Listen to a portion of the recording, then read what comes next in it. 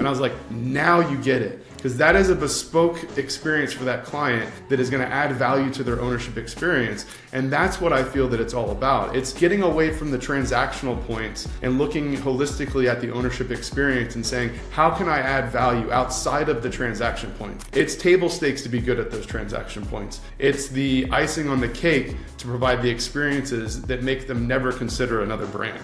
Today, I'm sitting down with Michael Wood, GM at Jaguar Land Rover of Virginia Beach, to discuss how he's tackling a major industry shakeup, the threats dealerships face from direct-to-consumer brands. Plus, we explore how Michael and his team are redefining the dealership experience, raising the bar, building loyalty, and creating customers for life, and doing it profitably. A big thank you to our sponsors for making today's episode possible: Sales Ape AI, CDG Recruiting, and Cox Automotive. And now, let's get into the show.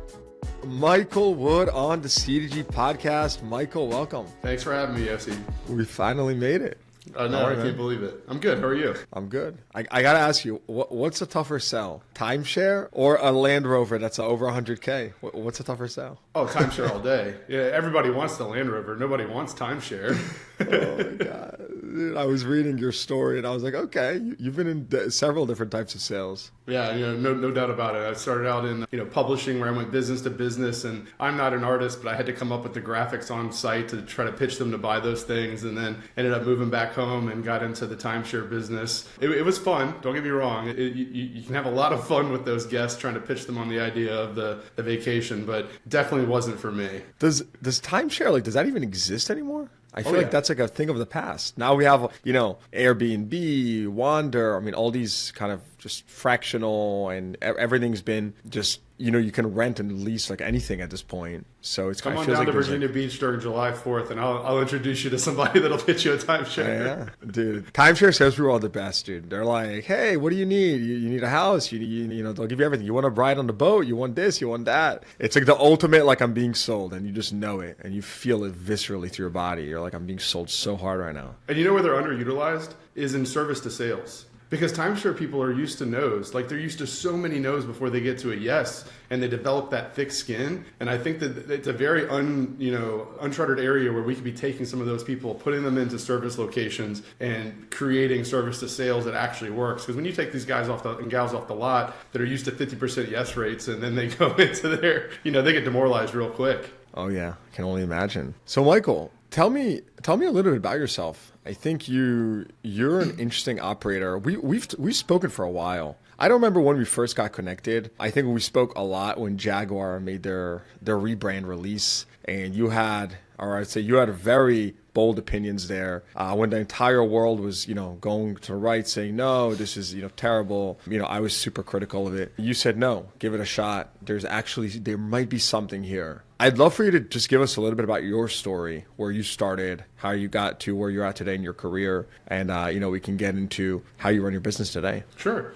So after the timeshare sales, I ended up meeting my now wife, and she was living in Manhattan. So I ended up getting a job in New York City doing orthopedic surgical sales, and I loved the job. Hated living in New York City. So after about 6 months, I ended up coming back home, and I couldn't get a job in ortho sales, but I was hanging out with my best friend, and his brother was in the industry, and he pulls up in his brand new M3 convertible with his nice flashy suit on.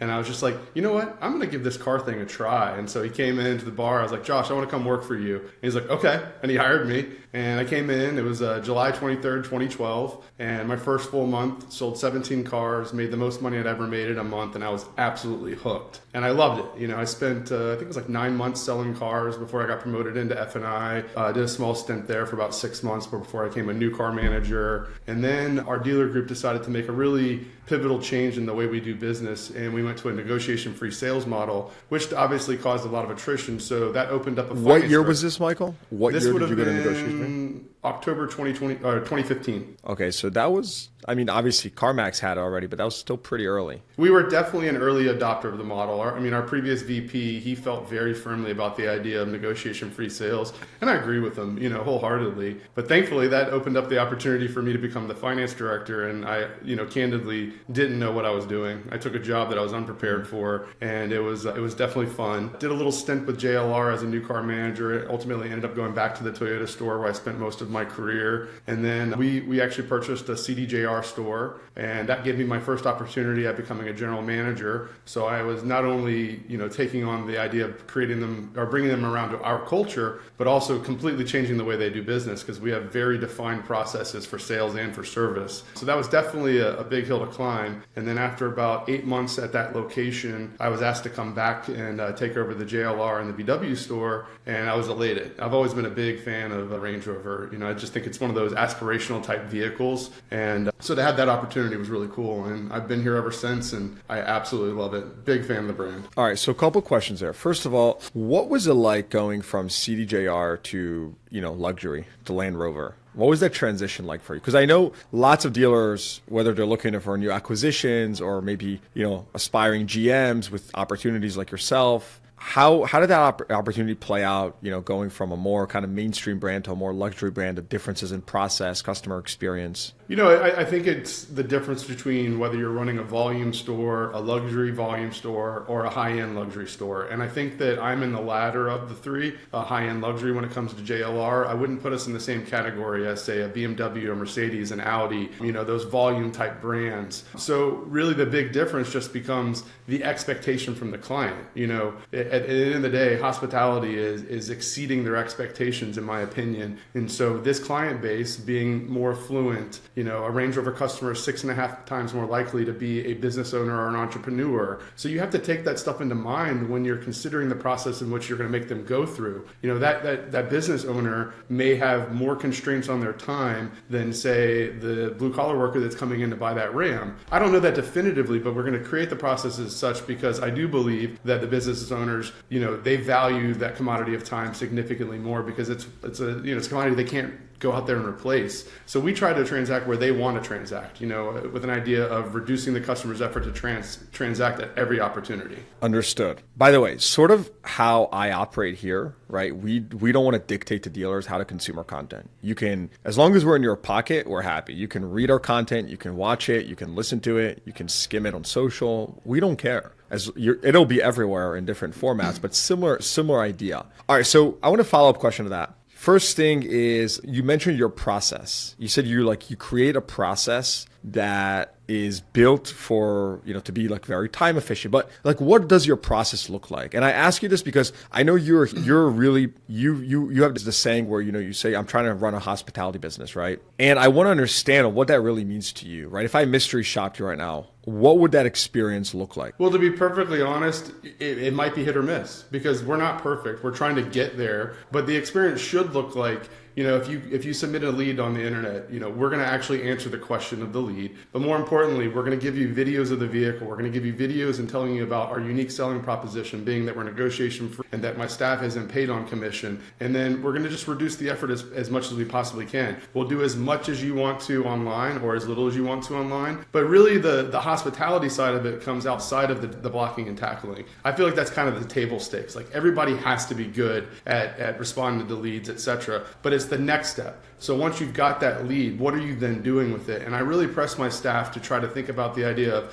let's research the client online. Let's look them up via social media. Let's understand why they're coming in to look at a Defender. All right, so this guy's an avid surfer. Well, that makes sense. That matches with the Defender persona. And let's make sure that we talk about the feature benefits and align it with who that person is. But you can't do that without taking the time to do the additional research. And it's no different than what Will Dara spoke to in Unreasonable Hospitality. That's exactly what they would do at 11 Madison Park. They would research the clients before they came in, and that provided you the opportunity to create what he termed legend. And that's what we're looking for. We're looking to create experiences that are legendary to the client base, that make them go home and tell their friends and their families over and over and over again, and make them incredibly more loyal to the brand. Do you think the concept of negotiation free actually matters, or is it just saving time because negotiation takes time? What's the real driver here? Do your customers, do they want negotiation free, or are they maybe more sophisticated, higher net worth customers who feel like if it's negotiation free, maybe I'm not getting a great deal? Where are we at on the spectrum? I would say that the vast majority appreciate the fact that they can save time by not having to negotiate, but you have to be transparent as well. You can't just say, hey, we're non-negotiable and this is our price, because they're going to walk away. They need to be explained to how we arrived at the price, how often we shop the market, give them the invoice, give them all the information. I don't care, because at the end of the day, if they choose to not transact with me because I'm choosing to be transparent, I'm okay with that. All right, so let's talk a little bit about the brass tacks, because I'm curious how this reflects on the P&L. My favorite part, the P&L. Well, two questions, right? First of all, let's talk about what are your margins? What can you share with us? And then I want to compare it to other brands, but just give us a high level overview of your P&L. Okay, so negotiation free, you sit down with Mr. Customer, you explain, this is how we do X, Y, Z. But what are your margins? So without getting into specific numbers, what I can tell you is that I'm a volume group D size Jaguar Land Rover dealership, which is the fourth size that they have. And we get components every quarter that compare us against the other volume D groups, our market, and JLR at large. And what I can tell you is that my front end margins are greater than my competitors. My F&I margin is in line with my competitors. Give us some ranges. Give us just some ballpark ranges. You're not making 50% margins on these cars. I mean, this is the car business. We're all doing the same shit at the end of the day. Sure. So give us I'm just trying to understand. I don't care about your actual specific numbers, but I want to understand how you fall. 4% what? Of sale price. Or of MSRP typically is what we're getting, because we're pretty much holding MSRP on most of the vehicles, except for volume brand like Velar, Disco Sport, Evoque. We're getting those at invoice, and then we get our below the line money that gets paid quarterly on that. Below the line money, okay. Mm-hmm. And then so Mr. Customer is happy with that. Mm-hmm. Okay. What about on the used side? Does your process translate to used, or is that a little bit different? Absolutely. We update our pricing every 5 days when it comes to vehicles. We price them out how long we've had them, product mix, etc. And we have a hard turn. At 60 days, if the vehicle's not out of my inventory, it gets bruised 10% against my used car gross as an incentive to get me to turn the vehicle more quickly. Interesting. Okay. So one of the interesting things is I remember the first time I walked into a Land Rover store, just single point, just Land Rover. And what shocked me, I think, was just a combination of how small it was and how few the staff. I mean, there wasn't much staff there. And I just naturally, my brain I was just wondering. I said, how does this store, if they don't do much volume, how are they, remaining extremely profitable? What is it? What is the secret, would you say, in with Land Rover, right? Is it service? I mean, over the last couple of years, it's all of it, honestly. But yeah, service is definitely a big part of it. I mean, we operate typically around 91 to 93% fixed absorption. So we're really, really happy with that, because at the end of the day, anything we sell typically is just going straight to the bottom line. But we do run tight, and we do that, intentionally. One, we're trying to get to a certain metric of gross per employee. My goal is to get to $16,500 gross per employee as a store. We're a little bit below that, but we're pushing on that. And so we're constantly looking at the size of the dealership, making sure that we're right sized, asking ourselves, is there more that each individual can do? But also asking ourselves, are we asking too much of that individual? Trying to make sure that it's fair that we request what we request of our employees, but most importantly, that it doesn't compromise the customer experience, because that is our Northern Star at the end of the day. If I'm making it easier for my employee, but it's harder for my customer, well, that doesn't really work.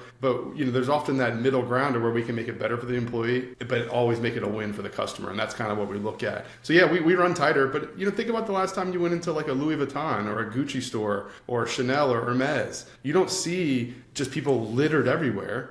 They're assigned to a person that comes in, because the boutique is the experience that you're trying to have there, not seeing a bunch of employees. As long as you're individually taken care of, it doesn't matter if there's 5 people at the center or 50 people at the center. What has been again, you're really big into hospitality and just your way of thinking. You've actually participated in a couple of our reaction casts. So for anyone that's not familiar, one of our, just a great follower and a member of our community launched this reaction cast, which is basically, it's a live Zoom where just people that are listening to the podcast have been listening in and, kind of discussing recent episodes and whatnot. And if you're interested and you're listening, you can find it on cdgcommunity.com, and that's where they post all these reaction casts. But anyway, so I think this is where I first started listening to you and kind of your insights, which I really enjoyed them. I think you really have a forward-thinking way of looking at the business. But what have been the biggest step function changes for you in your business? right? What specific moments, what changes have taken your business to the next level throughout your time as a GM? So I really think it's been the dealer principal's willingness to give me a little bit of a rope, if you will. Sometimes I go into the executive meetings and I'm an ideation kind of person. I love coming up with new ideas. And so sometimes I'll come to the meetings and they're like, no, hell no, absolutely not. But then there's sometimes, which I very much appreciate, where the dealer is just simply, you can tell that I am very much passionate about what I'm trying to do. So he gives me the leeway with it. So for instance, we went to the modern luxury uniform here. It was a very expensive change. I'm not currently wearing it right now, but it's basically a black suit, white t-shirt, tennis shoe type look, very Miami Beachy type thing. And that was a very large expense. And, he allowed me to do it. But more importantly, it's just, when I went to them with our Goodwill Empowerment program that we have at JLR, which by the way, I've never seen a brand that does anything like this. You want to talk about putting their money where their mouth is. Joe Eberhardt has provided us with a process to where we can take care of clients, whether it's proactively or retroactively. And I've never seen a program like this at any other manufacturer. And so how does it work? Can you explain this? I'm not familiar with the Goodwill program. We basically have, if a client is within warranty, we have up to a certain dollar amount that we can just utilize to take care of a customer. So I'll give you an example of a non-reactionary one. So we had a client who came in who was purchasing a Jaguar I-Pace. And the client right before that, he purchased a Range Rover. Is that the one with the $3,000 cluster? I've had two. No, I think that was the Evoque where we had to replace the cluster, right? And it was like $3,000. I was like, great, there goes all the profit. So this guy was taking delivery of his I-Pace, and the product specialist that was doing was like, hey, I want to go get Mr. So-and-so a bottle of wine. And I was like, why do you want to get him a bottle of wine? He goes, well, that's what we got for the previous customer. And I was like, well, the previous customer, goes to France every year and is a massive enophile, so that wine actually meant something to him. So I challenged him. I said, hey, bring me something that's more personal. And so he came back 10 minutes later and he was just like, listen, he's a school teacher from Williamsburg, which, by the way, is about 45 minutes away. He's got 2 young kids who love little animals. And I was like, all right, go ahead. Come on, keep it coming. And he was just like, what if for his first service, we scheduled a weekend down here where he'd stay at the Cavalier with his family, which is one of the nicest hotels in Virginia Beach. And we bought them tickets to the aquarium. And I was like, now you get it. Because that is a bespoke experience for that client that is going to add value to their ownership experience. And that's what I feel that it's all about. It's getting away from the transactional points and looking holistically at the ownership experience and saying, how can I add value outside of the transaction points? It's table stakes to be good at those transaction points. It's the icing on the cake to provide the experiences that make them never consider another brand. This episode is brought to you by SalesApe AI, your AI sales rep built for today's top dealerships. Whether you're running a franchise dealership, an independent lot, or a vendor selling into automotive, SalesApe AI turns inbound leads into closed deals without extra hires. Trusted by top dealers, backed with $20 million from top investors, SalesApe AI plugs into your inventory and instantly qualifies inbound leads as they come in, engages high-intent buyers, and books appointments 24/7, even when your team's off the clock. From fleet sales to service inquiries, SalesApe makes sure no revenue opportunity slips through the cracks. So if you're ready for more deals and less overhead, join some of the top dealers in the country by choosing SalesApe AI, your unfair AI advantage in automotive retail. Start free today at salesape.ai/car dealership guy. Again, that's salesape.ai/car dealership guy, or by clicking the link in the show notes below. Okay, a couple questions there. That's fascinating. Number one is, whose budget was used there? That's not from JLR. That's from the dealership. No, that's JLR. Shut up. Yeah, all right. No, I'm telling you right now. How much can you use? How much can you use per vehicle, per customer? How does that work? It depends on who's got the authority. I have different level than, say, my service manager. But my service manager, for instance, if let's just say there's a delay on a part that we need to take care of a customer, and we know that customer is an equestrian. When we deliver the car back, maybe we give them a bushel of carrots for their horses. But my service manager can spend up to $450. Of that. So my authority is a little bit higher than that. Exactly, and it's called Goodwill Empowerment for that purpose. Wow, and how much can you spend? I can spend quite a bit more than that. Like, we're talking about $2,000, $1,000? Not quite that much, in between those two numbers, but it's a good amount. But the bigger thing, though, is that, like, Joe's highlighting these things every month on our retailer calls. So he's asking us to submit to North America, examples of when we take care of this, highlights the best 6 examples for the entire network, and is really propping it up. I mean, heck, I saw a dealer out in, I think it was Houston, They had a client that bought a Defender that Amazing. broke down on their way to vacation. They flatbedded the truck back, gave them a loaner, paid for a night of their vacation, and like that's creating loyalty beyond belief. I hope you're using ChatGPT to ideate some ideas for this, because I can only imagine the possibilities. It's been fun. I mean, we're doing some cool stuff. Like I'm flying in a chef from Italy to do pasta classes for a week. Just because. Why not? I mean, yeah, no, I understand that. I want you to explain to me something. What's the measurable impact from this, right? Like JLR is not dumb, right? You're not dumb. You're in a big group that's not dumb. How do you guys, like, what is the measurable impact here? Do you see an impact on like lifetime value? Is it like unclear if it's measurable or not? Like, how do you think about this? I personally think that it's probably unclear at this point, because it's only been a couple of years where they've really been going after it, and it's been a real focus for probably the last 9 months. This whole goodwill empowerment and surprise and delight, is what they're calling it. So I think that we're going to continue to see that over time, because we have a stated goal. We want to beat Porsche when it comes to IQS scores within the next 3 years. And we're going to do that through a litany of different ways, by creating better products, by having better quality control checks in place here in North America, and most importantly, in my opinion, by creating the experience that creates repeat and recidivism business.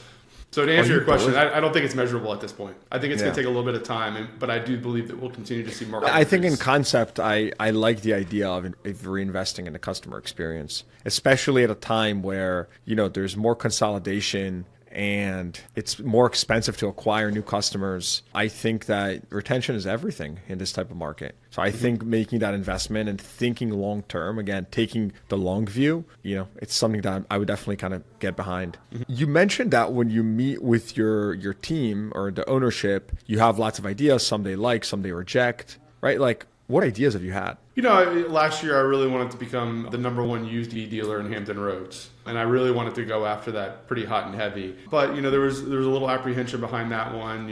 There wasn't really a lot in the marketplace as far as EV goes. And that's what that's what led me to believe, that I felt that there was a missed opportunity there. It's hit or miss. Sometimes it's wild and crazy customer experience ideas. Like the pasta making class, that took a little bit of convincing. But at the end of the day, that's being supported by JLR. So once they realize that's not, the fiscal part of it's not really as much of an issue, they've opened up the purse strings, if you will, to allow me to do some more of the crazy stuff. But yeah, I would say the uniforms and a lot of the experiential type things. I do an event every year in the Outer Banks. Getting that approved the first time, that was almost like an act of Congress, because I'm renting houses down there. I'm inviting guests down. I'm paying for the Land Rover experience team to come from Asheville to give it authenticity. And here we are. We're starting to plan our 3rd annual one, and we're looking to turn it into a 2-day event. So it's that initial hump to get over. But typically, once we get over that hump, I believe that they start to see the value in what we're doing. Michael, do you think that more mainstream brands would benefit from doing stuff like this? Doesn't have to be at the same budget levels. No. I just think that something that always confused me about this industry is we treat different types of customers very differently, and it creates this inconsistency.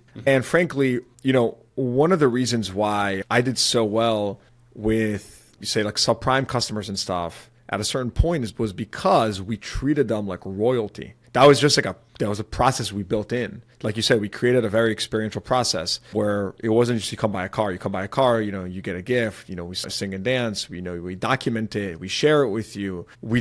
I would say at the time, we did some light research, not as much as you do. But the point I'm trying to make is there's certain things here that you could do at scale at a relatively low budget kind of per head. Why do you think this isn't done, or it's just not more prevalent across our industry? Like, why are more dealers not doing what you're saying and what you're so passionate about? You clearly, you can't be the only one that does this, but why aren't more doing it? Is it not thinking long term? What is it? Well, one, I think that we have a fundamental problem in our industry, and that's how we look at the entire process. We've constantly tried to create this box that we force the customer to go through, instead of asking bigger questions of how do the customer really want to transact, and then creating the box around that. But it's also about intentionality. It's like, does the customer, or do they care if the customer is happy? And for a lot of car people, I think the answer is yes, but I think that their pay plans, their processes, whatever it is, are creating incentives. Adversarial type processes that, exactly, it's like Charles Munger used to say,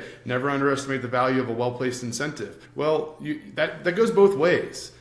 Also don't undervalue when you put an incentive in and what that can do to your processes. And I think that it's really just an understanding that I believe we're in an existential crisis for our existence as the dealer franchise network. And if we continue to do what we've always done, which is frankly piss customers off by bait and switch type BS and all that other stuff, that we're going to dry up and that the direct-to-consumer model will win out. And that I think that the way that we win is through experience, through providing something that an online platform just simply can't. But do you think that most you mentioned that you think we're in an existential crisis. Do you think that is truly the majority, or is that the exception? Oh, I don't think the majority of people think that way. I think the majority of people think that we've had the dealer franchise model and it's always going to be that way. But, let's take Virginia, for instance. Virginia has some of the best dealer franchise laws in the nation. And, it's like us, Texas, Florida, and California. And even in Virginia, Tesla was able to find a way to circumvent the laws to go direct to consumer, which is not allowed in the state of Virginia. So to think that players aren't trying to do that and won't continue to do it, whether it's Scout or whomever it is illogical in my opinion. And the only way that we can continue to succeed is by continuing to increase our value proposition. What's the old adage? A buying decision occurs when value exceeds cost. Well, why don't we make our value proposition so high that there is no other option? Yeah, look, I think I agree with you that it's risky to simply rely on regulations because if we've learned anything over the last couple of years is that, the unthinkable can happen. Stuff can really change no matter how confident you are. You just mentioned Tesla is a great example of a retailer who's operating in your market in light of, crazy regulations, but they're still making it happen. I think the free market philosophy would say over time, there will be more direct to consumer players who will compete with dealers, and the dealers that are not providing this type of experience will ultimately lose out. And the dealers who are will consolidate, more power and scale and will remain very relevant. And, there will be a market for that, for D2C and for dealers such as yourself. But I think, we got to look at the aspect of the after sales though. Name one D2C business right now that has a good, robust after sales process. And I think that our after sales and our experience side of things, that's how we win. Because I think that in the end, the customers might enjoy the way that they're buying a car through Carvana. Well, we can match that. If Carvana can do it, so can we. And so we need to match that experience and then add on the experiential things throughout the process, as well as having a robust, very good after sales program where whether it's valeting the customer's car, etc. Mm-hmm. But to your earlier point, it's not about the cost of the item that you're doing for the customer or the value of the item that you're giving to the customer. It's how it makes them feel. And so, some cost-friendly things that you were, to talk about would be, cards. We once every quarter or so, we get out a bunch of different cards, thank you cards, graduation cards, retirement cards, and birthday cards. And we get a line together and we all sit there and we sign all the cards, because when you're doing that research, if you find out that the customer's coming in and their birthday's in a week, how special do you think they're going to feel when you go to greet them and you acknowledge that it's their birthday and you hand them a birthday card? And how much did that cost? Next to nothing. So I think you're spot on. It doesn't matter how much you spend. It matters how much thought you put behind it. And that's what creates the legends, especially like in that book. He talks about the hot dog story. $2 hot dog created the biggest experience that family had for the time they were in New York City versus going to, say, Per Se and all those other different big restaurants. It's not the value. And no question, anybody can get into this game. All right, I want to shift topics a little bit. Let's talk a little bit about market. Sure. Like right now, how's business? Let's keep it broad. How are things going for you? Are you seeing demand decline, kind of stagnant, rise? Where are you at? We're definitely a little behind last year, which is a bit frustrating. Behind what? Sales, profitability, both? Sales. And a little bit of profitability and sales. Service is doing great. I think at the end of this month, we'll have now outpaced last year for hours and profitability. Okay. So I'm happy with that. But the sales I'm noticing, as our platform, our volume stores are doing really well. Our Toyota store is tracking to have one of its best months it's had in years. And I'm kind of sitting here like, I'm not feeling that here at my store, man, honestly. The new car volume is dropping a little bit, and I think it's kind of, the opposite of the tariff mindset of pulling people to the market early because they're afraid of purchasing the vehicle later on that's more expensive. I think it's more going back to that point that most of my clients are business owners, so they're waiting to see how it's going to impact their business before they make that decision to purchase a vehicle. And I even had a defense contractor the other day tell me, listen, I really want to purchase the new Range Rover. I need to do it for business purposes anyways, but I'm about to have to reduce some of my staff, and I don't think it's going to be a good look if I fire 10 people and come pulling in a brand new Range Rover. So I think anecdotally, there's some of those things that are happening. And I think in this higher premium section, we're going to feel it a little bit more until there's less uncertainty, unfortunately. Interesting. And how long have you been feeling that? Has that like last couple of months, last couple of weeks? Last couple of months. It's been pretty much January on. We had a pretty good December, really good November. January was okay. February was lackluster. Interesting. Yeah, and then this month is going to be the best of the three of them for sure, but it's not going in the direction we would like to see it going. Is that what, like the spring market bounce or? Yeah, I was reading this morning, some of them are saying that they believe that maybe that spring, Cox Automotive, I think it was saying they believe that springness is gone. We're seeing already the wholesale values not rising to the level they typically do in March in the tax season. So, maybe spring came early this year. We'll see. How's used? Used is good. We're doing fine in used. We're still maintaining over our 1-to-1, which is the goal. Acquisition seems to be the issue for us typically, because if we're not getting the new car sales, we're not trading for them. So we're a KBB buying center. We just started that back up a couple months ago. We're having really good success with that. So we're just trying to right size our used portfolio. You're buying vehicles from the public. Yes, sir. This episode is brought to you by Cox Automotive. Every day, dealerships are surrounded by invisible car shoppers, buyers who haven't yet engaged but are already in the market. The most successful auto retailers aren't waiting. They're moving up the funnel, identifying shoppers before they even step onto the lot. Enter Retail 360 by Cox Automotive, the home of the biggest names in digital automotive retailing. With Retail 360, dealerships unlock real-time shopping intelligence from 82 million car shoppers, turning data into action across every department. This partnership goes beyond AI buzzwords, delivering real results through connected solutions, market insights, and best-in-class partnership support. Power on a partner like no other with Retail 360 by Cox Automotive. Learn more by visiting carguymedia.com/Cox. That's CARGUY media.com/COX, or by clicking the link in the show notes below. Speaking of KBB and being like, what other technology are you using lately, or have you adopted new stuff in the last 6 months or so? Not really. We've been really slimming down. I don't really use any of the endemics. I'm not on cars.com. I'm not on AutoTrader. I personally do not believe in spending money to send somebody to another website. I would rather. So you're not on any third-party listing site. The only listing I'm on is Car Gurus, and that's because we are as a platform. But other than that, no, I'm on no listing sites whatsoever. Yeah. New tech. What about in-store AI, anything like that? We are looking at some different AI stuff. Like within our CRM, we have AI that we utilize. Basically, I try to get my staff to use it more to correct their verbiage and or tonality. Spell check. We use AI for vehicle descriptions, things of that nature. But I'm looking into some different options as far as assisting the call center and the service department. Because I feel like that's one of the biggest problems in service departments is communication. Being able to get the customer to whom they want to speak with right away. AI seems to be very successful at that, so we're looking at some options with that.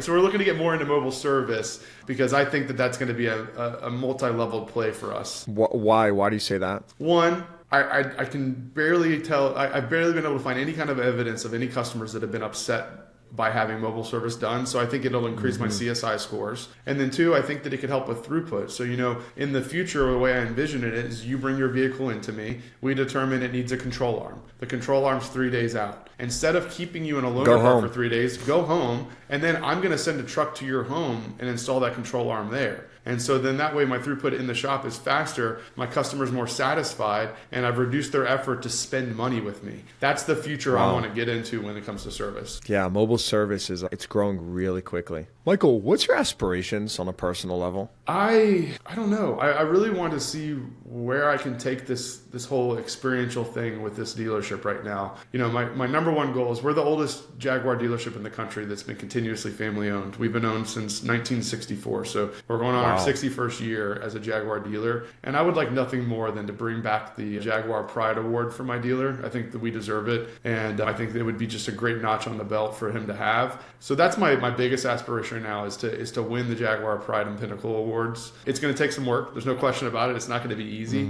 But I'd really like to just continue to see how much more we can push this idea into the industry. I got into the industry because I needed a job. I stayed in the industry because I felt like I could make a difference. And now I feel like I'm pivoting into that position. That's a good quote. Thanks. And I feel like I'm in that position now where I might be able to actually do that. So I think that's what gets me up every day is like, can I maintain profitability? Can I keep my customers happy? And can I really change this industry? The last one, that keeps me going. Man, don't disrupt the compounding. I just see it too often when people kind of start and stop things intentionally. And it's, I remember being, I guess it was like college and stuff, and asking myself, what am I going to do and all that. And there was, I don't know why, but I had this conviction at the time that it would just make sense to stick in auto, even though I never intended on sticking in auto either, just like you. But it was compounding. I didn't even understand the idea of compounding, and I should say I understood the idea. I didn't understand it maybe like in practice as much because I was younger, but disrupting that, because you know what I was going to tell you? I was going to say, have you ever considered moving to a more mainstream high volume brand where you can take everything you've learned here and apply it to, at a larger volume, to a larger just quantity of customers? But then the other side of me says, you're getting so deeply ingrained with the brand that I think that you have some big potential because you really care. And I think that, the sky's the limit. That could manifest in so many different ways. It could. You're absolutely right. And if Mr. Snyder came knocking on my door and said, Mike, we need you at the Toyota store tomorrow, it's not going to change who I am. It's not going to change my approach on how I look at the automotive industry. It just might change my budget. It might change a couple different things, but it's still going to be, I believe that I'm in the hospitality industry and I just happen to sell cars. And so, but to your point, I love JLR. I'm hoping I don't leave this brand anytime soon. And I hope that I can just continue to provide what both my dealer and the OEM are looking for. And I think that what we're doing here is different. And I hope that people, get on board and recognize the fact that there's an opportunity to be different. One of my favorite sayings in the world is mimicking the herd invites regression to the mean. So if you continue to copy what everybody else is doing, then you should expect average results. If you want to be above average, go out there and be different. Mm-hmm. What keeps you motivated? I would say, the possibility, what could be, knowing that we're nowhere near close to where we could be. Would you say that, because I saw your what does your wife work in? Medical? Or what does she do? She's a physician assistant in hand surgery. Got it. Yeah. Does she also push you a little bit? Oh yeah, no question about it. Behind every good man's a better woman, and I'm married to a New Yorker, right? Like a Long Island. That's what I was thinking. Yeah. Is there a little friendly competition there? Well, yeah. I mean, when we first started dating, I didn't have my shit together, for lack of better terms, and she sat there and she was just like, well, get off your ass and do something. And I'm like, okay, fine, I will. Like, I felt judged at that moment. I'm like, all right, well, that's funny. Screw you. I'm gonna be something. It's actually funny. Yeah. She'll be really pissed that I tell this story, but I'm gonna tell it anyway. So we had a wedding on Long Island, and we're dancing together, and we had a couple drinks and everything. And she looked at me and she goes, I love you more than anything, but I just never imagined I'd be with somebody that made less money than me. And I was just like, and so like since that day, every year when it comes tax time, I'm like, all right, let's put our W-2s down on the table. Let's go, baby. And I'll be like, which one's bigger? Which one's that? So, but hey, sometimes you need that though. Whatever sparks you to get up and 100%. Go in the day, that's what matters, And I will admit, she's definitely been a big influence in my life. I'd say there's three or four women that have truly influenced me in my life. She's one of them. Hey man, the CDG intuition was right on this question. That's good. New Yorker, this and that, you put two and two together. All right, so I think before we wrap up, let's the big one, man, Jaguar. What is going on? I mean, where are we going with Jaguar? What is happening? You Google Jaguar right now, you see this like pink plantain. I don't even know what this thing is. Not in like a condescending way. I mean, it's like a whole different thing. Extremely bold. Has an opportunity to potentially be a massive success. Not my personal taste, but that does not mean that they may not win. I respect today the bravery more than I did maybe right when it happened, and there was all that shock factor. It just feels like it's a whole different, completely brand, which a part of me was like, man, like would it have been better to create like a sub brand to do something like that, to take such a big risk and tarnish all that brand value? I don't know. Who am I to, only one opinion. What's your man? Where's Jaguar going? What's the deal? I personally believe that Jaguar is kind of going back to where it actually came from. Let's go back to the 50s and the 60s. Sitting in my showroom, I've got a 1951 XK120. That's the car that actually started all of Checkered Flag. But if you think about that car when it came out, the XK120, the 120 stood for that's how fast it could go. And at that time, it was the fastest car.